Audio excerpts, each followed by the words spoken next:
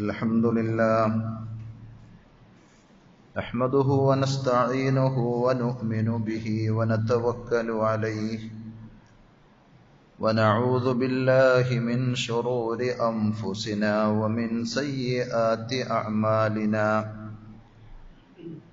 من يهده الله فلا مضل له ومن يضلل فلا هادي له وأشهد أن لا إله إلا الله وحده لا شريك له وأشهد أن محمدا عبده ورسوله أرسله بالهدى ودين الحق ليظهره على الدين كله ولو كره المشركون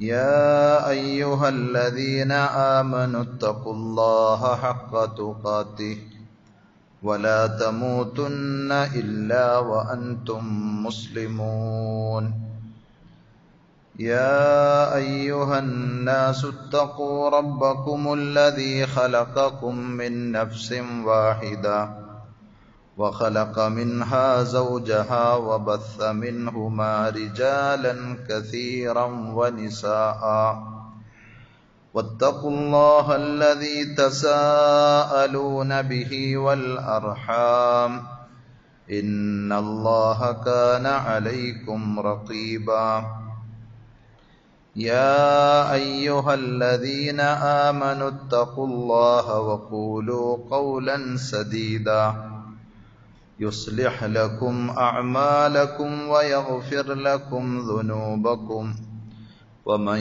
يطع الله ورسوله فقد فاز فوزا عظيما أما بعد فإن خير الحديث كتاب الله وخير الهدي هدي محمد صلى الله عليه وسلم وشر الأمور محدثاتها وكل محدثة بدعة وكل بدعة ضلالة وكل ضلالة في النار أعوذ بالله السميع العليم من الشيطان الرجيم بسم الله الرحمن الرحيم وأذن في الناس بالحج يأتوك رجالا وعلى كل ضامر يأتين من كل فج عميق ليشهدوا منافع لهم ويذكروا اسم الله في أيام معلومات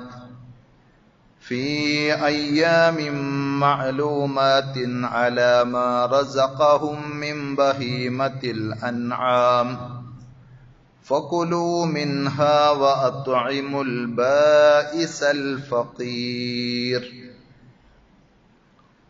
ആദരണീയരായ സഹോദരന്മാരെ, സഹോദരികളെ, അള്ളാഹുവിൻ്റെ വിധിവിലക്കുകൾ ശരിയായ രൂപത്തിൽ പഠിച്ചു മനസ്സിലാക്കുവാനും ജീവിതത്തിൻ്റെ എല്ലാ മേഖലകളിലും അവ പരമാവധി ശ്രദ്ധിച്ചുകൊണ്ട് പടച്ചറബിനോട് നന്ദിയുള്ള ഇഷ്ടദാസന്മാരായി ജീവിക്കാൻ ശ്രദ്ധിക്കണമെന്ന് സ്വന്തത്തോടെന്ന പോലെ നിങ്ങൾ ഓരോരുത്തരോടും ആമുഖമായി ഓർമ്മപ്പെടുത്തുകയാണ്, വസിയ്യത്ത് ചെയ്യുകയാണ്.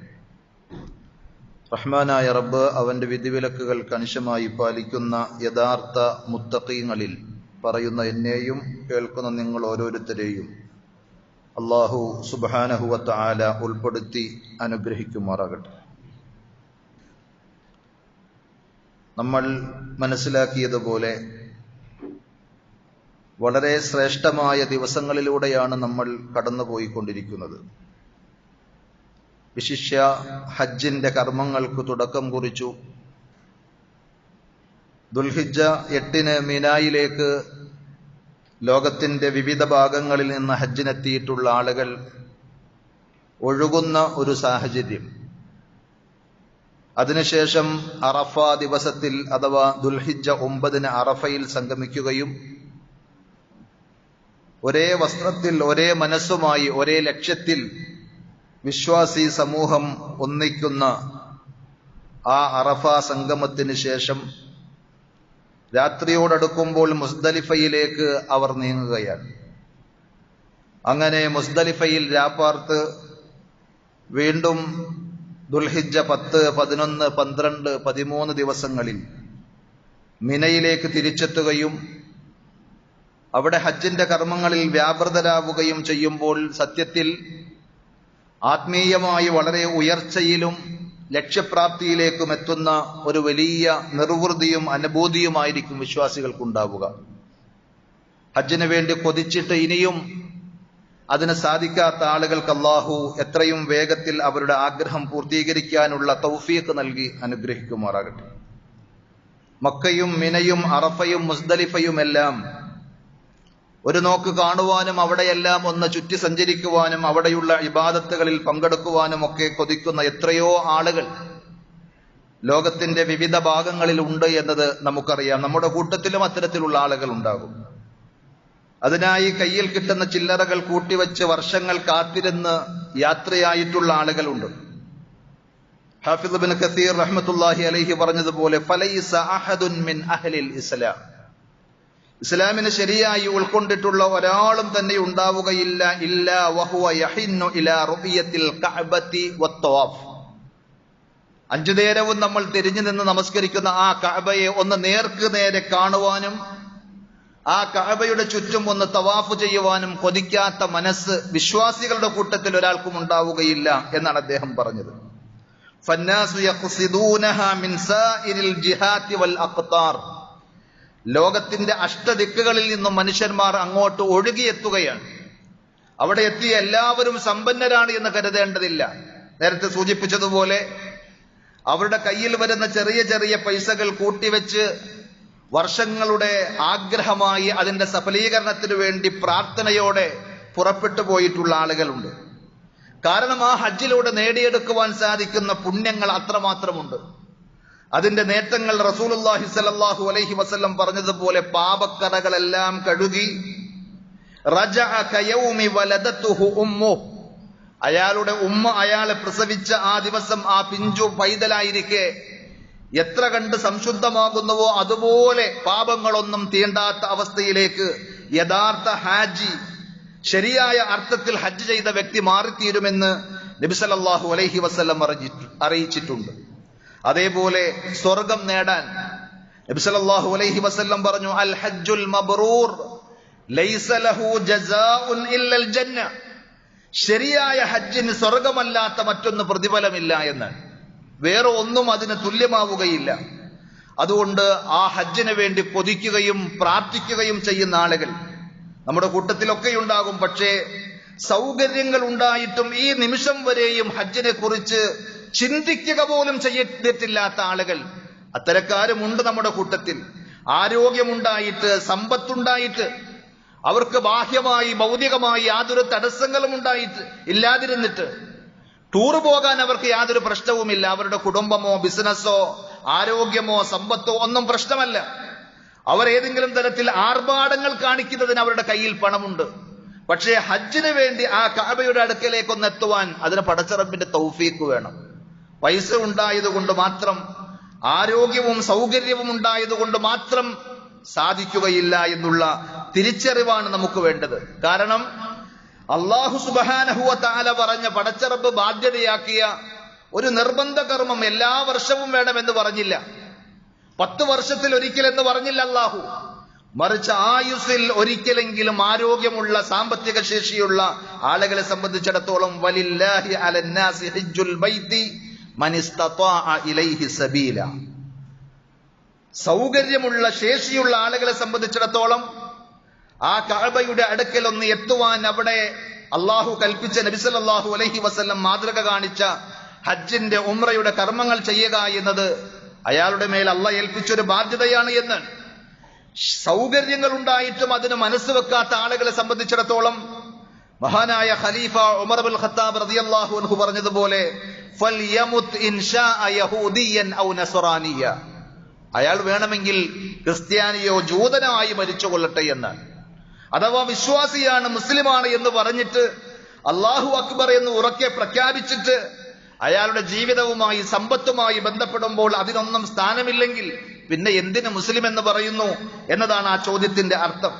അതുകൊണ്ട് സഹോദരങ്ങളെ, നമ്മുടെ കൂട്ടത്തിൽ ആരെങ്കിലും അങ്ങനെയുണ്ടെങ്കിൽ, അഥവാ ആരോഗ്യമുണ്ടായിട്ട് സമ്പത്തുണ്ടായിട്ട് ഒന്ന് മനസ്സ് വെച്ചാൽ എനിക്കും ആ മക്കയിലെത്തുവാൻ സാധിക്കും എന്ന് നെഞ്ചത്ത് കൈവച്ച് ആത്മാർത്ഥമായി പറയുവാൻ സാധിക്കുന്ന ആരെങ്കിലും അതിൽ വീഴ്ച വരുത്തിയിട്ടുണ്ടെങ്കിൽ ഇപ്പോഴെങ്കിലും മനസ്സിൽ തീരുമാനിക്കുക, ഉറപ്പിക്കുക, ഇൻഷാ അല്ലാഹ് ആയുസ്സുണ്ടെങ്കിൽ അടുത്ത വർഷം ഞാനും ഹജ്ജിന്റെ കർമ്മങ്ങളിൽ മക്കയിൽ ഉണ്ടാകുമെന്നുള്ള ഒരു തീരുമാനമുണ്ടെങ്കിൽ തീർച്ചയായും അള്ളാഹു എളുപ്പമാക്കി തരും. പടച്ചറപ്പ് നൽകിയ നിഅമത്തുകളെല്ലാം അള്ളാഹു നൽകിയതേ ഉള്ളൂ നമ്മുടെ കയ്യിൽ. അത് നമ്മൾ മറന്നു പോകരുത്. ഏത് സമയത്തും അത് തട്ടിത്തെറിപ്പിക്കുവാൻ, എടുത്തു മാറ്റാൻ കഴിവുള്ളവനാണ് റബ്ബ് എന്നുള്ള ബോധം എപ്പോഴും നമുക്കുണ്ടെങ്കിൽ നമ്മൾ ഒരിക്കലും ദീനിന്റെ കാര്യങ്ങളിൽ, പടച്ചറപ്പ് പറഞ്ഞ വിഷയങ്ങളിൽ വിസ്മരിക്കുകയില്ല, മറന്നു പോവുകയില്ല. സഹോദരങ്ങളെ, ഹജ്ജിന് പങ്കെടുക്കാത്ത ആളുകൾക്കും ഈ പുണ്യ ദിവസങ്ങളിൽ പല പുണ്യങ്ങളും ചെയ്യുവാൻ നബി സല്ലല്ലാഹു അലൈഹി വസല്ലം പഠിപ്പിച്ചു തന്നിട്ടുണ്ട്. അതിൽ പ്രധാനപ്പെട്ട ഒന്നാണ് ഉളുഹിയ്യത്ത്, ബലികർമ്മം എന്നത്. മഹാനായ ഖലീലുല്ലാഹി ഇബ്രാഹിം നബി അലൈഹി സ്വലാത്തു വസ്സലാമയുടെ ത്യാഗചരിത്രങ്ങൾ നമ്മൾ അയവിറക്കുമ്പോൾ വാർദ്ധക്യത്തിൽ ചരിത്രം പറയുന്നത് പോലെ 80-ാമത്തെ വയസ്സിൽ വളരെ കാലം കാത്തിരുന്ന, പ്രാർത്ഥിച്ച് കൊതിച്ചു കിട്ടിയ ആ സന്താനത്തെ, ഇസ്മായിൽ എന്ന് പറയുന്ന ആ പിഞ്ചു പൈതലിനെ അള്ളാഹുവിന്റെ നിർദ്ദേശപ്രകാരം ബലിയർപ്പിക്കുവാൻ വേണ്ടി പോകുന്ന ഒരു രംഗം പരിശുദ്ധ ഖുർആൻ പറയുന്നുണ്ട്. 37-ാം അധ്യായം സൂറത്ത് സ്വാഫാത്തിലെ 102-ാമത്തെ ആയത്തിൽ നമുക്ക് വായിക്കുവാൻ സാധിക്കും. ഫലമ്മാ ബലഗ മഅഹു സഅയ ഖാല യാ ബുനയ്യ ഇന്നി അറാ ഫിൽ മനാമി അന്നി അദ്ബഹുക ഫൻദുർ മാദാ തറാ. ഏറെ നേരത്തെ കാത്തിരിപ്പിന് ശേഷം പ്രതീക്ഷയോടെ, പ്രാർത്ഥനയോടെ കഴിഞ്ഞ ഇബ്രാഹിം നബി അലൈഹി സ്വലാത്തു വസ്സലാമൊക്കെ കിട്ടിയ പിഞ്ചു പൈതൽ ഇസ്മായിൽ നബി അലൈഹി സ്വലാത്തു വസ്സലാം. ആ ഇസ്മായിൽ എന്നുള്ള പൈതൽ വളർന്നു വലുതായി തന്റെ വാപ്പയുടെ കൈപിടിച്ച് സഞ്ചരിക്കുവാൻ, കാര്യങ്ങളിൽ ഏർപ്പെടുവാൻ പാകുന്ന പാകത്തിലേക്ക് എത്തിയപ്പോൾ അള്ളാഹുവിന്റെ ഒരു സ്വപ്ന ദർശനം, അള്ളാഹു സ്വപ്നത്തിലൂടെ അറിയിപ്പ് കൊടുക്കുന്നു. ആ സന്ദർഭത്തിൽ ഇസ്മായിലിനെ എനിക്ക് നൽകിയ റബ്ബാണോ എന്റെ മനസ്സിൽ വലിയ സ്ഥാനമുള്ളത്, അതല്ല എന്റെ വലിയ പ്രതീക്ഷയും ആഗ്രഹവുമായ ഇസ്മായിലാണോ? നമ്മുടെ എല്ലാം ജീവിതത്തിൽ ഇങ്ങനെയുള്ള പരീക്ഷണങ്ങൾ കടന്നു വരാറുണ്ട്. അള്ളാഹുവിന്റെ കൽപ്പനകൾക്കാണോ, പടച്ചറബിന്റെ താല്പര്യങ്ങൾക്കാണോ എന്റെ ജീവിതത്തിൽ മുൻതൂക്കമുള്ളത്, ഞാൻ വില കൽപ്പിക്കുന്നത്? അതല്ല എന്റെ ദേഹേച്ഛകൾക്കും എന്റെ ഭാര്യയുടെ ഇഷ്ടത്തിനും എന്റെ നാട്ടുകാരുടെയും വീട്ടുകാരുടെയും താല്പര്യങ്ങൾക്കുമാണോ എന്ന് നമ്മൾ ചോദിക്കേണ്ട ഒരു രംഗമാണ്. ഇബ്രാഹിം നബി അലൈഹി സ്വലാത്തു വസ്സലാം ശങ്കിച്ചില്ല, മടിച്ചില്ല. ഇസ്മായിൽ എന്ന് പറയുന്ന ആ പിഞ്ചു പൈതലിനെയുമായി, അഥവാ ആ പിതാവിനോടൊപ്പം ഓടി നടക്കുവാൻ, എന്തെങ്കിലുമൊക്കെ ചെയ്യാൻ പറ്റുന്ന പ്രായത്തിലേക്ക് എത്തിയപ്പോൾ അള്ളാഹുവിന്റെ കൽപ്പന പ്രകാരം കൊണ്ടുപോകുന്ന ഒരു രംഗം.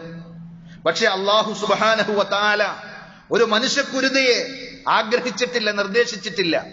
അതിന് പകരമായി അള്ളാഹു വഫദൈനാഹു ബിദിബ്ഹിൻ അദീം, മഹത്തായ ഒരു മൃഗത്തെ, നല്ല ഒരു മൃഗത്തെ പകരം നൽകുകയും അതിനെ ബലിയറുക്കുവാൻ നിർദ്ദേശിക്കുകയും ആ പരീക്ഷയിൽ ഏറ്റവും നല്ല രൂപത്തിൽ വിജയിച്ച ഇബ്രാഹിം നബി അലൈഹി സ്വലാത്തു വസ്സലാമയെ വാനോളം പ്രശംസിക്കുകയും ചെയ്തതാണ് ഈ സന്ദർഭങ്ങളിൽ, ഈ ഇബാദത്തുകളിൽ, ഈ ദിവസങ്ങളിൽ എല്ലാം നാം ഓർക്കുന്നതെങ്കിൽ സഹോദരങ്ങളെ, അള്ളാഹു നൽകിയ അനുഗ്രഹങ്ങൾ നമ്മുടെ കയ്യിലുണ്ടായിട്ട് നമ്മൾ ഉളുഹിയ്യത്തിന്റെ വിഷയത്തിൽ എത്ര കണ്ട് താല്പര്യം കാണിക്കുന്നുണ്ട് എന്ന് നമ്മൾ ആലോചിക്കണം.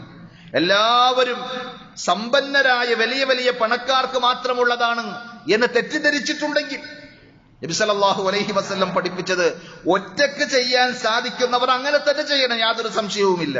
അല്ലാത്ത ആളുകൾ ചെയ്യണ്ട എന്നല്ല, ആ ബലികർമ്മത്തിൽ പങ്കുചേരുവാൻ നബി സല്ലല്ലാഹു അലൈഹി വസല്ലം നിർദ്ദേശിച്ചിട്ടുണ്ട്. റസൂലുള്ളാഹി സ്വല്ലല്ലാഹു അലൈഹി വസല്ലമയുടെ സ്വഹാബത്ത് അങ്ങനെ ചെയ്തിട്ടുണ്ട്.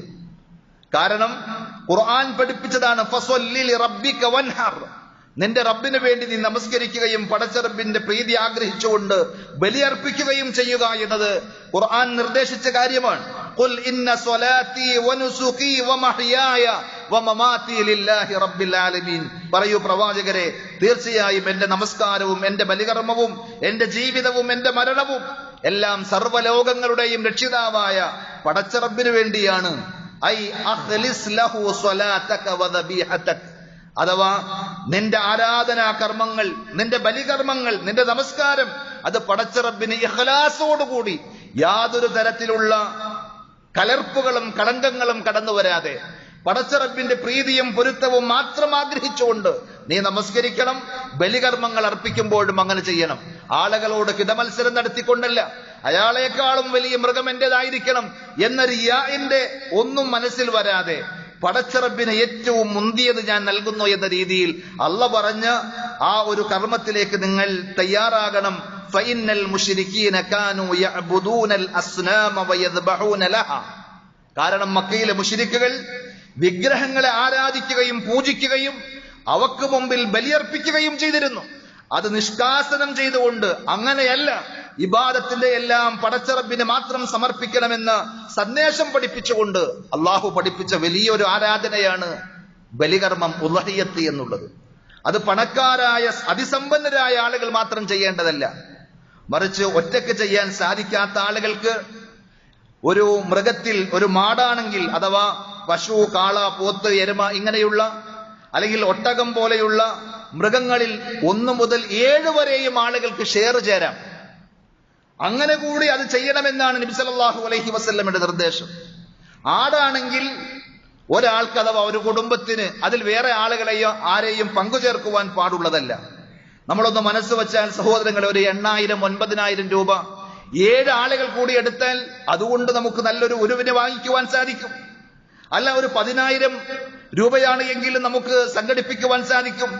അങ്ങനെ ആ ഉദ്ഹിയ്യത്ത് എന്ന് പറയുന്ന ദീനിന്റെ ഷിആറിനെ, അള്ളാഹു കൽപ്പിച്ച ആ നിയമത്തെ ആദരിക്കുവാനും അതിൽ ഭാഗവാക്കാകുവാനും സാധിക്കുക എന്നത് ഈ ദിവസങ്ങളിൽ നമ്മൾ ചെയ്യുന്ന ഏറ്റവും വലിയ പുണ്യകർമ്മമാണ് എന്നുള്ളത് നമ്മൾ ഓർത്തു വെക്കേണ്ടതുണ്ട്.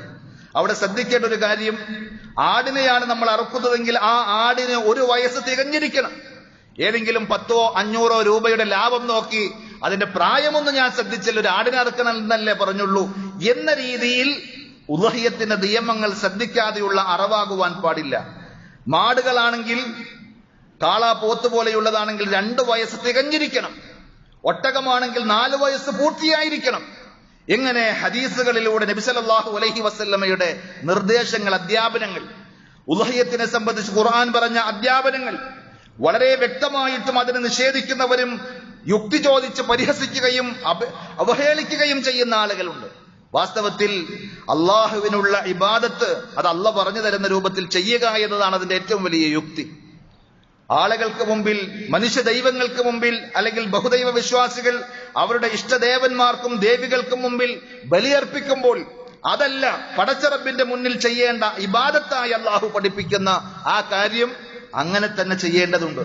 റസൂലുള്ളാഹി സ്വല്ലല്ലാഹു അലൈഹി വസല്ലം പറഞ്ഞു, ലാ അഖ്തറ ഫിൽ ഇസ്ലാം. ജാഹിലിയ കാലഘട്ടത്തിൽ ഏതെങ്കിലും നല്ല മനുഷ്യന്മാർ, മഹാന്മാരായ ആളുകൾ മരിച്ചു കഴിഞ്ഞാൽ അവരോടുള്ള ബഹുമാന സൂചകമായി അവരുടെ ഖബറിന്റെ അടുക്കൽ കൊണ്ടുപോയി ബലിയറക്കുന്ന രീതി ഉണ്ടായിരുന്നു. അതിനെ എതിർത്തുകൊണ്ട് നബി സല്ലല്ലാഹു അലൈഹി വസല്ലം പറഞ്ഞ അത്തരം ആരാധനകൾ, അത്തരം ചടങ്ങുകൾ ഒന്നും ഇസ്ലാമിലില്ല. മറിച്ച് നിങ്ങൾ പടച്ചറബിന്റെ പേരിൽ റബ്ബിനെ മാത്രമായി സമർപ്പിക്കണം. ഭൂമിയിലെ സർവ്വതിനെയും അള്ളാഹു നമുക്ക് വേണ്ടി സൃഷ്ടിച്ചു തന്നതാണ്. അതും വലിയൊരു യുക്തിയായി, പാഠമായി ഉദ്ഹിയ്യത്തിൽ നമുക്ക് കാണുവാൻ സാധിക്കും. ആ ജീവജാലങ്ങളെ ഉപയോഗപ്പെടുത്തുവാൻ സാധിക്കേണ്ട മനുഷ്യൻ, നമുക്ക് വേണ്ടി പടച്ചറബ് സൃഷ്ടിച്ചു തന്ന ആ ജീവജാലങ്ങൾക്ക് മുമ്പിൽ അവയെ ദൈവങ്ങളായി കണ്ടുകൊണ്ട് അവയുടെ മുമ്പിൽ ഓച്ചാനിച്ച് നിൽക്കുന്ന, ആരാധനകൾ അർപ്പിക്കുന്ന ആളുകൾ ഇന്നത്തെ കാലഘട്ടത്തിൽ അധികരിച്ചുകൊണ്ടിരിക്കുന്നു. അവയെ മനുഷ്യരെക്കാൾ മഹത്വവൽക്കരിച്ചുകൊണ്ട് പോകുന്ന ആളുകളും ഈ കാലഘട്ടത്തിൽ കുറവല്ല, അധികരിച്ചുകൊണ്ടിരിക്കുകയാണ്. അള്ളാഹു പറഞ്ഞത് ഖലഖലകും മാ ഫിൽ അർളി ജമീഅ, ഭൂമിയിലുള്ള എല്ലാം നിങ്ങൾക്ക് വേണ്ടിയാണ് പടച്ചറബ് സൃഷ്ടിച്ചത്, അതുകൊണ്ട് നിങ്ങൾ ഉപയോഗപ്പെടുത്തുക. അള്ളാഹ് പറഞ്ഞതുപോലെ, നബി സല്ലല്ലാഹു അലൈഹി വസല്ലം മാതൃക കാണിച്ചതുപോലെ, നിങ്ങളെ സൃഷ്ടിച്ചത് ഖലഖൽ ജിന്ന വമാ ഖലഖ്തുൽ ജിന്ന വൽ ഇൻസ ഇല്ലാ ലിയഅ്ബുദൂൻ, മനുഷ്യവർഗത്തെയും ജിന്നുവർഗത്തെയും പടച്ചറബിന്റെ നിയമങ്ങൾ അംഗീകരിച്ച് അനുസരിച്ച് അള്ളാഹ്ക്ക് മാത്രം ഇബാദത്ത് ചെയ്യുവാൻ വേണ്ടിയാണ് എന്നും ഖുർആൻ സൂറത്തു ദാരിയാത്തിൽ പഠിപ്പിക്കുന്നുണ്ട്. ആ മൃഗത്തെ അറുത്തതിന് ശേഷം, ബലിയർപ്പിച്ചതിന് ശേഷം കുഴിച്ചു മൂടുവാനോ കത്തിച്ചു കളയുവാനോ അല്ല ഇസ്ലാം പഠിപ്പിച്ചത്. പോഷകമൂല്യമുള്ള ആ മാംസാഹാരം ആളുകൾക്ക് എല്ലാവർക്കും ലഭ്യമാകണം. അതിനുവേണ്ടി കൂടിയാണ് ഫകുലൂ മിൻഹാ വഅത്ഇമുൽ ബാഇസൽ ഫഖീർ. പ്രയാസപ്പെടുന്ന ദരിദ്രരായ ആളുകൾ ഉണ്ടാകും, ബുദ്ധിമുട്ട് അനുഭവിക്കുന്ന ആളുകൾ ഉണ്ടാകും. അവരെ നിങ്ങൾ തീറ്റിപ്പിക്കണം, അതേപോലെ നിങ്ങൾ ഭക്ഷിക്കുകയും ചെയ്യണം എന്നാണ് അതിന്റെ മാംസത്തെ സംബന്ധിച്ച് പരിശുദ്ധ ഖുർആൻ സൂറത്തുൽ ഹജ്ജിലെ നമ്മൾ നേരത്തെ കേട്ട 28ാമത്തെ ആയത്തിലൂടെ അള്ളാഹു പറഞ്ഞത്. അതുകൊണ്ട് വഅദ്ദിൻ ഫിന്നാസി ബിൽ ഹജ്ജ്, അള്ളാഹുവിന്റെ നിർദ്ദേശപ്രകാരം ഹജ്ജിനെ സംബന്ധിച്ചുള്ള വിളംബരം നടത്തുക. അള്ളാഹുവിന്റെ കൽപ്പന എങ്ങനെയാണ്? ആ വിളംബരം ഇബ്രാഹിം നബി അലൈഹി സ്വലാത്തു വസ്സലാം നടത്തി, മുഹമ്മദ് നബി സല്ലല്ലാഹു അലൈഹി വസല്ലമയും നിർവഹിച്ചു. അതിന്റെ മഹത്വവും പുണ്യവും മനസ്സിലാക്കി യഅതൂക റിജാലൻ വഅലാ കുല്ലി ളാമിരിൻ യഅതീന മിൻ കുല്ലി ഫജ്ജിൻ അമീഖ്, ലോകത്തിന്റെ വിവിധ ഭാഗങ്ങളിൽ നിന്ന്, വിദൂര ദേശങ്ങളിൽ നിന്ന് ആളുകൾ അവിടേക്ക് നടന്നും അതേപോലെ തന്നെ വാഹനപ്പുറത്തും എല്ലാമായി ആ ഹജ്ജിന്റെ പരിസരങ്ങളിലേക്ക് ആ കർമ്മങ്ങൾക്ക് വേണ്ടി എത്തും. ലിയശ്ഹദൂ മനാഫിഅ ലഹും, അവർക്ക് അല്ലാഹു നിശ്ചയിച്ച അനുഗ്രഹങ്ങൾ കണ്ട് അനുഭവിക്കുവാനും, വയദ്കുറു ഇസ്മല്ലാഹി ഫീ അയ്യാമിൻ മഅലൂമാത്ത്, അറിയപ്പെട്ട ആ ദിവസങ്ങളിൽ പടച്ചറബിനെ ധാരാളമായി അല്ലാഹുവിന്റെ നാമങ്ങൾ പ്രകീർത്തിക്കുവാനും, അലാ മാ റസഖഹും മിൻ ബഹീമത്തിൽ അൻആം, അവർക്ക് നാൽക്കാലി മൃഗങ്ങളെ അല്ലാഹു നൽകി അവയെ ബലിയർപ്പിക്കുവാനും അതിന്റെ മാംസം അവർക്ക് ഭക്ഷിക്കുവാനും ഒക്കെ സൗകര്യങ്ങൾ ചെയ്തു കൊടുത്തതിന്റെ അനുഗ്രഹങ്ങളെ അടുത്തറിയുവാനും. അതുകൊണ്ട് ഫകുലൂ മിൻഹാ വഅത്ഇമുൽ ബാഇസൽ ഫഖീർ, അതിൽ നിന്ന് നിങ്ങൾ ഭക്ഷിക്കുകയും പാവപ്പെട്ട ആളുകളെ ഭക്ഷിപ്പിക്കുകയും ചെയ്യുക എന്നാണ് ഖുർആൻ പറഞ്ഞത്. സഹോദരങ്ങളെ, മറ്റൊന്ന് അറഫ ദിവസമാണ്, ദുൽഹിജ്ജ 9ാമത്തെ ദിവസം. നബി സല്ലല്ലാഹു അലൈഹി വസല്ലം പറഞ്ഞു, അൽ ഹജ്ജു അറഫ, ഹജ്ജിന്റെ ഏറ്റവും പ്രധാനപ്പെട്ട ഒരു ഘടകമാണ്, കർമ്മമാണ് അറഫ. അതുകൊണ്ടാണ് നമ്മൾ കാണുന്നത് രോഗികളായ ആളുകൾ പോലും സ്ട്രക്ചറിൽ അവരെ എടുത്തുകൊണ്ടുവന്ന് അറഫയിൽ നിൽക്കേണ്ടുന്ന ആ സമയത്ത് ഒരല്പനേരമെങ്കിലും അവിടെ ഒന്ന് കയറിയിറങ്ങാൻ സാധിച്ചിട്ടില്ലെങ്കിൽ അവർക്ക് ഹജ്ജ് കിട്ടുകയില്ല എന്നാണ്. ആ മഹത്തായ അറഫ ദിനം നബി സല്ലല്ലാഹു അലൈഹി വസല്ലം പറഞ്ഞു, മാ മിൻ യൗമിൻ അക്സറ മിൻ അൻ യുഅതിഖല്ലാഹു ഫീഹി അബ്ദൻ മിനൻ നാർ മിൻ യൗമി അറഫ, അറഫ ദിവസത്തേക്കാൾ അള്ളാഹു ഓരോ അടിമകളെയും നരകത്തിൽ നിന്ന് മോചിപ്പിക്കുന്ന അത്ര മഹത്വമുള്ള, ധാരാളക്കണക്കിന് ആളുകൾക്ക് നരകമോചനം ലഭ്യമാകുന്ന വേറൊരു ദിവസം ദുനിയാവിലില്ല എന്ന്. അള്ളാഹു ധാരാളക്കണക്കിന് അടിമകളെ നരകത്തിൽ നിന്ന് മോചിപ്പിക്കുമ്പോൾ ഇത്ഖും മിനന്നാർ, നരകത്തിൽ നിന്ന് മുക്തി ആഗ്രഹിക്കുന്ന ആളുകൾ റബ്ബിനോട് ആത്മാർത്ഥമായി കൊതിക്കുകയും പ്രാർത്ഥിക്കുകയും ചെയ്യേണ്ട സംഗതിയാണ്. അള്ളാഹു നമുക്ക് എല്ലാവർക്കും നരകമുക്തി നൽകി അനുഗ്രഹിക്കുമാറാകട്ടെ. ഹജ്ജിന് വേണ്ടി സമ്മേളിച്ചിട്ടുള്ള ആളുകൾ അവരുടെ പൊടിപുരണ്ട വസ്ത്രവും ജടകുത്തിയ മുടിയുമൊക്കെയായി അള്ളാഹുവിലേക്കുള്ള തേട്ടവും മനസ്സുമായി സമ്മേളിക്കുന്ന ആളുകൾ നമ്മളത് ആലോചിച്ചു നോക്കണം. മനുഷ്യരുടെ കൂട്ടത്തിൽ നല്ല മനസ്സുള്ള ആളുകളോട് കനിവും ആർദ്രതയുമുള്ള സമ്പത്തും സൗകര്യങ്ങളുമുള്ള ഒരാളുടെ അടുക്കൽ ചെന്ന് ആരെങ്കിലും കെഞ്ചി ചോദിച്ചാൽ, അവർ കരഞ്ഞുകൊണ്ട് ആവശ്യങ്ങൾ പറഞ്ഞാൽ ഏത് മനുഷ്യനും കൊടുക്കാതിരിക്കും. എന്നാൽ മലിക്കുൽ ജബ്ബാറായ പടച്ചറബ്, അവന്റെ കയ്യിൽ ഒന്നിനും കുറവില്ലാത്ത ആ റബ്ബിന്റെ അടുക്കലേക്കാണ് ലോകത്തിന്റെ ആയിരക്കണക്കിന് കിലോമീറ്ററുകൾ, മൈലുകൾ താണ്ടി ആളുകൾ എത്തിയിട്ടുള്ളത്. അള്ളാഹുവിനെ മാത്രം ലക്ഷ്യം വെച്ചുകൊണ്ട് പടച്ചറബിനോട് മാത്രം ചോദിക്കാൻ. അതുകൊണ്ട് യുബാഹി ബിഹിമുൽ മലായിക, പടച്ചറബ് അഭിമാനം കൊള്ളും ആ ഹജ്ജിന് സമ്മേളിച്ചിട്ടുള്ള, അറഫയിൽ സംഗമിച്ച വിശ്വാസികളെ നോക്കിക്കൊണ്ട് എന്ന് റസൂലുള്ളാഹി സ്വല്ലല്ലാഹു അലൈഹി വസല്ലം പഠിപ്പിക്കുന്നുണ്ട്. അതുകൊണ്ട് പടച്ചറബ് തട്ടാത്ത തേട്ടങ്ങൾ ചോദിക്കുവാനുള്ള അവസരമാണ് അറഫയിലൂടെ നമുക്ക് ലഭിക്കുന്നത്. ഒരേ വസ്ത്രത്തിൽ ഒരേ മനസ്സോടുകൂടി ലബ്ബൈക അല്ലാഹുമ്മ ലബ്ബൈക ലബ്ബൈക ലാ ശരീക ലക ലബ്ബൈക ഇന്നൽ ഹംദ വന്നിഅമത ലക വൽ മുൽക്ക് ലാ ശരീക ലക, പടച്ചവനെ നിന്റെ വിളിക്ക് ഉത്തരം ചെയ്തുകൊണ്ട് ഞാനിതാ എത്തിയിരിക്കുന്നു, നിനക്കാകുന്നു സർവസ്തുതിയും, നിനക്ക് യാതൊരു പങ്കുകാരുമില്ല, എന്റെ ആശ്രയവും അവലംബവും എന്റെ പ്രതീക്ഷയും പ്രത്യാശയും പടച്ചവന് നീയാണ്. അതുകൊണ്ട് എന്റെ എല്ലാ ആവശ്യങ്ങളും ആഗ്രഹങ്ങളും നീ നിർവഹിച്ചു തരേണമേ എന്ന പ്രാർത്ഥന അതൊരിക്കലും പടച്ചറബ് തട്ടിക്കളയുകയില്ല. ചോദിച്ചത് തരാൻ സന്നദ്ധനാണ് റബ്ബ്. ഉജീബു ദഅവത്തദ് ദാഇ, അള്ളാഹുവിനോട് ദഅവത്ത് ചെയ്യുന്ന, അള്ളാഹുവിനോട് ദുആ ചെയ്യുന്ന ഒരാളുടെയും ദുആ പടച്ചറബ് നിഷ്ഫലമാക്കുകയില്ല എന്ന്. എന്നാൽ ആ ദിവസത്തിലെ ദുആക്കും ദിക്റിനും, അഥവാ ദുൽഹിജ്ജ 9 ദുആ ദിക്റുകൾക്ക് പ്രത്യേകമായ സ്ഥാനവും പരിഗണനയുമുണ്ട്. ഖൈറുദ് ദുആഇ ദുആഉ യൗമി അറഫ, റസൂലുള്ളാഹി സ്വല്ലല്ലാഹു അലൈഹി വസല്ലം പറഞ്ഞു, നമ്മൾ ചെയ്യുന്ന ദുആകളിൽ ഏറ്റവും ഖൈറായിട്ടുള്ളത്, ഏറ്റവും അഫ്ളൽ, ഏറ്റവും ശ്രേഷ്ഠമായിട്ടുള്ളത് അറഫാ ദിവസത്തിലെ പ്രാർത്ഥനയാണ് എന്നാണ്. അപ്പൊ ഹജ്ജിന് പോകാൻ സാധിക്കാത്ത ആളുകൾക്കും ആ ദിവസത്തിന്റെ പുണ്യത്തിൽ, പവിത്രതയിൽ പങ്കുചേരുവാൻ സാധിക്കും. ആ ദിവസത്തിന്റെ പ്രത്യേകതയും പ്രാധാന്യവും ഉൾക്കൊണ്ടുകൊണ്ട് തന്നെ നമുക്ക് ദിക്റുകൾ അധികരിപ്പിക്കുവാൻ സാധിക്കും, ദുആകൾ അധികരിപ്പിക്കുവാൻ നമുക്ക് സാധിക്കും. പക്ഷേ നമ്മളത് നഷ്ടപ്പെടുത്തരുത് എന്നാണ് ഓർമ്മിപ്പിക്കുവാനുള്ളത്. കാരണം ഹജ്ജുമായി ബന്ധപ്പെട്ട് പറയുമ്പോൾ തന്നെ ഹാജിമാർക്ക് മാത്രമാണ് എന്നല്ല, ലോകത്തുള്ള എല്ലാവർക്കും അറഫാ ദിവസത്തിലെ പ്രാർത്ഥന, അറഫാ ദിവസത്തിന്റെ ദുൽഹിജ്ജ 9 ആ പുണ്യമായ പവിത്രമായ ദിവസത്തിൽ നാം നടത്തുന്ന ദിക്ർ ദുആകൾ, അതിൽ പ്രത്യേകം നബി സല്ലല്ലാഹു അലൈഹി വസല്ലം പറഞ്ഞു, അഫ്ളലു മാ ഖുൽതു അന വന്നബിയ്യൂന മിൻ ഖബ്ലി, ഞാനും എനിക്ക് മുമ്പ് കഴിഞ്ഞുപോയ സർവ്വ അമ്പിയാക്കന്മാരും പറഞ്ഞതിൽ വെച്ച് ഏറ്റവും ശ്രേഷ്ഠമായ ദിക്ർ, ഏറ്റവും ശ്രേഷ്ഠമായ വാക്ക് ലാ ഇലാഹ ഇല്ലല്ലാഹു വഹ്ദഹു ലാ ശരീക ലഹു ലഹുൽ മുൽക്കു വലഹുൽ ഹംദു വഹുവ അലാ കുല്ലി ഷൈഇൻ ഖദീർ. അർത്ഥം നമുക്കൊക്കെ അറിയാവുന്ന സംഗതിയാണ്. അല്ലാഹു അല്ലാതെ ആരാധനക്കർഹനായി മറ്റാരുമില്ല, അവന് യാതൊരുവിധ പങ്കുകാരുമില്ല, അവൻ സർവശക്തനാണ് എന്ന് പറയുന്ന ആ പ്രാർത്ഥന അർത്ഥം മനസ്സിലാക്കി മനസ്സിൽ തട്ടി ഉരുവിടുവാൻ നമുക്ക് സാധിക്കണം. ഹജ്ജിൽ പങ്കെടുക്കാത്ത ആളുകളാണെങ്കിൽ പോലും നമുക്ക് ആ ദിക്റുകൾ ചൊല്ലാൻ, നമുക്ക് നമ്മുടെ ആവശ്യങ്ങളും ആഗ്രഹങ്ങളും റബ്ബിനോട് ചോദിക്കാൻ ഒക്കെ പറ്റുന്ന അവസരമാണ്. നമ്മളത് നഷ്ടപ്പെടുത്തരുത്. മറ്റൊന്ന്, ഹജ്ജിൽ പങ്കെടുക്കാത്ത ആളുകൾക്ക് പ്രത്യേകമായി പറഞ്ഞ സംഗതിയാണ് ദുൽഹിജ്ജ 9 ദിവസം അഥവാ പെരുന്നാളിന്റെ തലേ ദിവസം അറഫ നോമ്പുണ്ട് എന്നത്. സുന്നത്തായൊരു നോമ്പാണ്. നബി സല്ലല്ലാഹു അലൈഹി വസല്ലം പറഞ്ഞു, അഹ്തസിബു അലല്ലാഹി അൻ യുകഫിറ അസ്സനതൽ മാദിയ വൽ ആതിയ. അതിന്റെ മഹത്വത്തെ സംബന്ധിച്ച് കഴിഞ്ഞതും വരാനിരിക്കുന്നതുമായ ഓരോ വർഷത്തെ പാപങ്ങൾ അത് നിമിത്തം പുറത്തു തരുമെന്ന് ഞാൻ പടച്ചറബിനെ കൊണ്ട് പ്രതീക്ഷിക്കുകയാണ്. ഇഹ്തിസാബോടുകൂടി പടച്ചറബ് എന്റെ പാപങ്ങൾ പൊറുക്കും എന്നുള്ള പ്രതീക്ഷയോടുകൂടി നമുക്ക് നേടിയെടുക്കുവാൻ സാധിക്കുന്ന വലിയ ഒരു പുണ്യകർമ്മമാണ് അറഫാ ദിവസത്തിലെ നോമ്പ് അഥവാ പെരുന്നാളിന്റെ തലേ ദിവസത്തെ നോമ്പ്. പലപ്പോഴും വലിയ ആശങ്കയും ആശയക്കുഴപ്പങ്ങളും ആളുകൾ സൃഷ്ടിക്കാറുണ്ട്. ഒരു ചെറിയ അഭിപ്രായ വ്യത്യാസത്തിന്റെ പേരിൽ കക്ഷി തിരിഞ്ഞ് അതിന്റെ പേരിൽ വാക്കും വഴക്കും വക്കാടവും ഒക്കെ ആകുന്നതിന് പകരം വളരെ ലളിതമായി നമ്മളൊന്ന് ചിന്തിച്ചാൽ മതി. അറഫയിൽ നിൽക്കുന്ന സമയത്താണോ നമ്മൾ നോമ്പെടുക്കേണ്ടത്?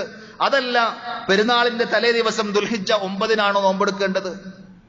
ശാസ്ത്രീയമായ സൗകര്യങ്ങളും ഭൗതികമായ പുരോഗതികളും ഒക്കെ നമുക്കുണ്ടായത് ഏറി വന്നാൽ 10-50 വർഷം.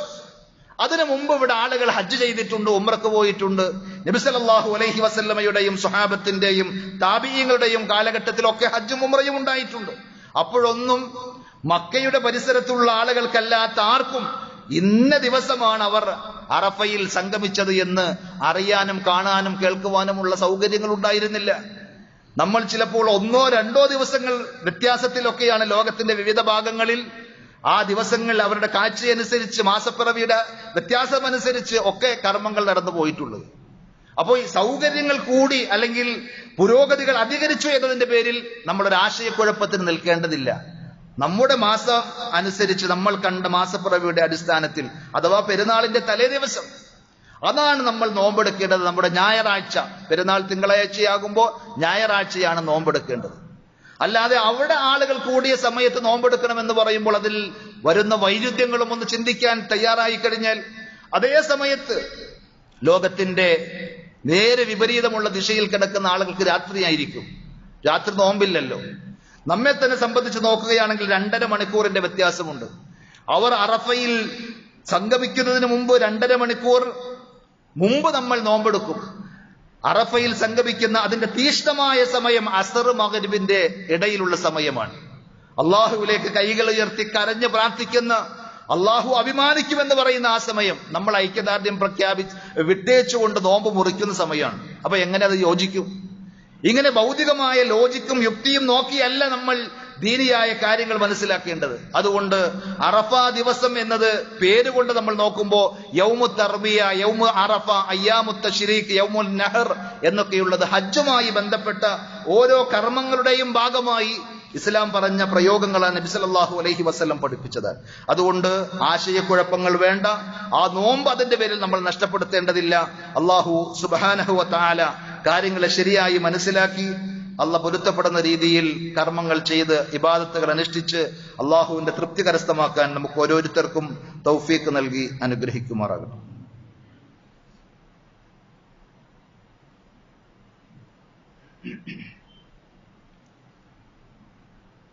അൽഹംദുലില്ലാഹി റബ്ബിൽ ആലമീൻ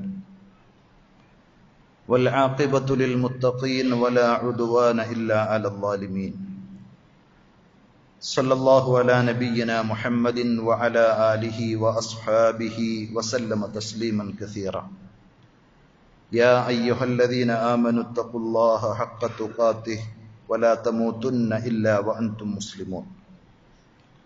സ്നേഹമുള്ള സഹോദരന്മാരെ, സഹോദരികളെ, അള്ളാഹുവിൻ്റെ വിധിവിലക്കുകൾ ജീവിതത്തിൻ്റെ എല്ലാ മേഖലകളിലും പരമാവധി ശ്രദ്ധിക്കണമെന്ന് ഒരിക്കൽ കൂടി ഉണർത്തുകയാണ്. റഹ്മാനായ റബ്ബ് നമുക്കെല്ലാവർക്കും അതിനുള്ള തൗഫീഖ് നൽകി അനുഗ്രഹിക്കുമാറാകട്ടെ. അറഫാ ദിവസത്തിൽ നമ്മൾ ശ്രദ്ധിക്കേണ്ട മറ്റൊരു കാര്യമാണ് പെരുന്നാളിൻ്റെ തലേ ദിവസത്തിൽ മുതൽ തക്ബീർ അഥവാ ദുൽഹിജ്ജ 9-ാമത്തെ ദിവസം സുബ്ഹി നമസ്കാരം കഴിഞ്ഞത് മുതൽ ഫർള് നമസ്കാരങ്ങൾക്ക് ശേഷം തക്ബീറുകളുണ്ട്. അത്തക്ബീറുൽ മുഖയ്യദ് എന്നാണ് അതിന് സാങ്കേതികമായി പറയാറ്.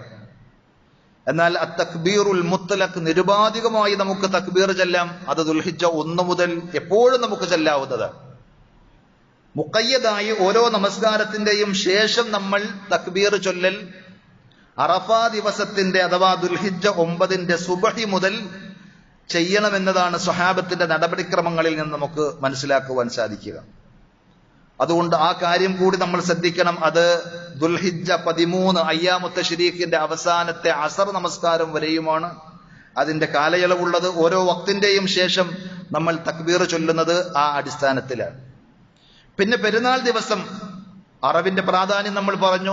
യൗമുൻ നഹർ എന്നാണ് അതിന്റെ പ്രത്യേകമായ പേര്. ഹജ്ജിന്റെ ഭാഗമായി അന്നാണ് ബലികർമ്മങ്ങൾ കാര്യമായി നടക്കുക എന്നുള്ളത് കൊണ്ട് അന്ന് ഒരാൾക്ക് സാധിച്ചില്ല എങ്കിൽ 11, 12, 13 വരെയുമുള്ള ദുൽഹിജ്ജ 11, 12, 13 അയ്യാമു തശ്രീഖിന്റെ ദിവസങ്ങളിലൊക്കെ നമുക്ക് ബലിയർപ്പിക്കാൻ സാധിക്കും. മൃഗത്തെ കിട്ടിയില്ല അല്ലെങ്കിൽ നമുക്ക് ഏതെങ്കിലും തരത്തിലുള്ള അസൗകര്യങ്ങൾ ഉണ്ടായി എങ്കിൽ 13-ാം തീയതി വൈകിട്ട് വരെ അതിനുള്ള സമയമുണ്ട് എന്നതുകൂടി നമ്മൾ അറിഞ്ഞിരിക്കണം. അതേപോലെ പെരുന്നാൾ ദിവസം ഇൻഷാ അല്ലാഹ് ജൂലൈ 17 തിങ്കളാഴ്ച നമുക്ക് ബലിപെരുന്നാൾ ആകുമ്പോൾ നമ്മുടെ കയ്യിൽ ഉള്ളതിൽ ഏറ്റവും നല്ല വസ്ത്രം ധരിച്ച്, പുതിയതെടുക്കാൻ നമുക്ക് സാധിച്ചില്ലെങ്കിൽ പോലും ഉള്ളതിൽ വെച്ച് ഏറ്റവും നല്ലത് കയ്യിലുണ്ടായാലും ചില ആളുകൾ അതിലൊന്നും വലിയ കാര്യമില്ല എന്ന രീതിയിൽ അന്ന് ഏറ്റവും പാപ്പരായി ഏറ്റവും പാവപ്പെട്ടവന്റെ കോലത്തിൽ, അത് ഇസ്ലാം പ്രോത്സാഹിപ്പിച്ചതല്ല. സന്തോഷിക്കേണ്ട സന്ദർഭങ്ങളിൽ, അതിന്റെ മാന്യത കാത്തു സൂക്ഷിക്കേണ്ട സന്ദർഭങ്ങളിലൊക്കെ അങ്ങനെ തന്നെയായിട്ട് വേണം നമ്മൾ ഉണ്ടാകാൻ. ആ സന്ദർഭങ്ങളിൽ ധാരാളമായി തക്ബീറുകൾ ചൊല്ലിക്കൊണ്ട് പള്ളിയിലേക്ക് അല്ലെങ്കിൽ ഈദ്ഗാഹിലേക്ക്, മഴയാണെങ്കിൽ ഇൻഷാ അല്ലാഹ് നമ്മുടെ പള്ളിയിൽ നമസ്കാരം ഉണ്ടാകും, ഇല്ലെങ്കിൽ ഈദ്ഗാഹിലായിരിക്കും. 7:15 രാവിലെ കൃത്യമായി നമസ്കാരം തുടങ്ങുമ്പോൾ അതനുസരിച്ച് നിങ്ങൾ കാലേക്കൂട്ടി വുളു ചെയ്ത് കയ്യിൽ മുസല്ല കരുതിക്കൊണ്ട് തന്നെ അവിടെ എത്താൻ ശ്രദ്ധിക്കണം. അപ്പൊ പോകുന്ന വഴിക്കും തിരിച്ചു വരുമ്പോഴുമൊക്കെ തക്ബീർ ചൊല്ലുക എന്നതും വലിയ പുണ്യമുള്ള കാര്യമാണ്. നമ്മൾ ആണുങ്ങൾ മാത്രം പോയാൽ പോരാ, സ്ത്രീകളും കുട്ടികളും വൃദ്ധന്മാരും എല്ലാവരും പോകണം. കാരണം ആ സന്തോഷത്തിൽ നമസ്കരിക്കാൻ പറ്റാത്ത അവസ്ഥയിലുള്ള സ്ത്രീകൾ വരെയും പോയിരുന്നു. നബി സല്ലല്ലാഹു അലൈഹി വസല്ലം അവരോട് നിർദ്ദേശിച്ചിരുന്നു എന്നാണ്. അതുകൊണ്ട് ആ കാര്യങ്ങളൊക്കെ പ്രത്യേകം ശ്രദ്ധിക്കുക. അല്ലാഹു സുബ്ഹാനഹു വ തആല ആ ശ്രേഷ്ഠമായ ദിവസങ്ങളുടെ എല്ലാ പുണ്യങ്ങളും നന്മകളും കരസ്ഥമാക്കാനുള്ള തൗഫീഖ് നമുക്ക് ഓരോരുത്തർക്കും നൽകി അനുഗ്രഹിക്കുമാറാകട്ടെ. അതേപോലെ ഈ അടുത്ത ദിവസങ്ങളിൽ വാർത്തയായ, നമ്മളൊക്കെ കാണുകയും കേൾക്കുകയും സങ്കടപ്പെടുകയും ചെയ്ത കുവൈത്തിലെ തീപിടുത്തം, നമ്മുടെ നാട്ടിൽ മഴ കൊണ്ട് പൊറുതിമുട്ടിയ സന്ദർഭത്തിൽ ഏറ്റവും ചൂട് കൂടുതലുള്ള പ്രദേശങ്ങളിൽ ഒന്നാണ് കുവൈറ്റ്. അവിടെ എന്താണ് തീ പടർന്നതിന്റെ കാരണമെന്ന് അറിയാൻ സാധിക്കുന്നില്ല എങ്കിൽ കൂടി അതിൽ അകപ്പെട്ട പല ആളുകളുടെയും കുടുംബങ്ങളുടെ വ്യസനവും സങ്കടങ്ങളുമൊക്കെ ഇന്നത്തെ വാർത്തകളിലൂടെ നമ്മൾ വായിച്ചിട്ടുണ്ടാകും. വിവാഹം കഴിഞ്ഞ് ഏതാനും ദിവസങ്ങൾ മാത്രം അല്ലെങ്കിൽ വിവാഹം കഴിക്കാനുള്ള ആഗ്രഹങ്ങളും പ്ലാനുകളുമായിട്ടുള്ള ആളുകൾ വീട് പണിയാൻ വേണ്ടിയുള്ള നിയ്യത്തോടു കൂടി പോയി വീട് പണി കഴിപ്പിച്ച് അതിലേക്ക് കാലെടുത്ത് വെക്കുന്നത് ആ ഡെഡ് ബോഡിയാണ്, അല്ലെങ്കിൽ ഡെഡ് ബോഡിയെ ആണ് അതിലേക്ക് കൊണ്ടുവരുന്നത് എന്നൊക്കെയുള്ള വാർത്തകൾ നമ്മെ ചിന്തിപ്പിക്കേണ്ട സംഗതിയാണ്. ജീവിതത്തിന്റെ രണ്ടറ്റങ്ങൾ തമ്മിൽ കൂട്ടിമുട്ടിക്കുവാൻ വേണ്ടി പ്രയാസപ്പെടുന്ന, കഷ്ടപ്പെടുന്ന എത്രയോ ആളുകൾ. അവിടെ ജാതിയും മതവും ഒന്നല്ല നമ്മൾ നോക്കേണ്ടത്. അപ്പൊ അവിടെ ആ പ്രയാസങ്ങളിൽ അകപ്പെട്ടു പോയിട്ടുള്ള ആളുകളുടെ വിഷമങ്ങളിലും സങ്കടങ്ങളിലും നമ്മൾ പങ്കുചേരുന്നതോടൊപ്പം അവരുടെ കുടുംബങ്ങൾക്ക്, അവർക്ക് ഒക്കെ വന്നിട്ടുള്ള എല്ലാ പ്രയാസങ്ങളിൽ നിന്ന്, കഷ്ടതകളിൽ നിന്ന്, ബുദ്ധിമുട്ടുകളിൽ നിന്ന് അള്ളാഹു ആശ്വാസം നൽകി അനുഗ്രഹിക്കുമാറാകട്ടെ. നമ്മെയും സത്യവിശ്വാസികളെ എല്ലാവരെയും അത്തരം ദുരന്തങ്ങളിൽ നിന്ന് അള്ളാഹു കാത്തുരക്ഷിക്കുമാറാകട്ടെ. നമ്മുടെ കൂട്ടത്തിൽ ശാരീരികമായും മാനസികമായും കഷ്ടതകളും ബുദ്ധിമുട്ടുകളും അനുഭവിക്കുന്ന എല്ലാവരുടെയും എല്ലാ പ്രയാസങ്ങളും അർഹമുർ-റാഹിമീനായ റബ്ബ് സുബ്ഹാനഹു വ തആല നീക്കി കൊടുക്കുമാറാകട്ടെ. നമ്മിൽ നിന്ന് മരണപ്പെട്ടു പോയ നമ്മുടെ സഹോദരങ്ങൾക്ക്, മാതാപിതാക്കൾക്ക്, ബന്ധുമിത്രാദികൾക്ക് അള്ളാഹു മഗ്ഫിറത്തും മർഹമത്തും നൽകി അനുഗ്രഹിക്കുമാറാകട്ടെ. അവരെയും നമ്മെയും പടച്ച റബ്ബ് അവന്റെ വിശാലമായ ജന്നാത്തുൽ ഫിർദൗസിൽ ഒരുമിച്ച് കൂട്ടി ആദരിക്കുമാറാകട്ടെ. اللهم اغفر للمؤمنين والمؤمنات والمسلمين والمسلمات الأحياء منهم والأموات إنك مجيب الدعوات يا قاضي الحاجات. اللهم أعز الإسلام والمسلمين وأذل الشرك والمشركين. اللهم أجرنا من النار، اللهم أجرنا من النار وأدخلنا الجنة مع الأبرار. ربنا آتنا في الدنيا حسنة وفي الآخرة حسنة وقنا عذاب النار. صلى الله على نبينا محمد وعلى آله وأصحابه وسلم والحمد لله رب العالمين.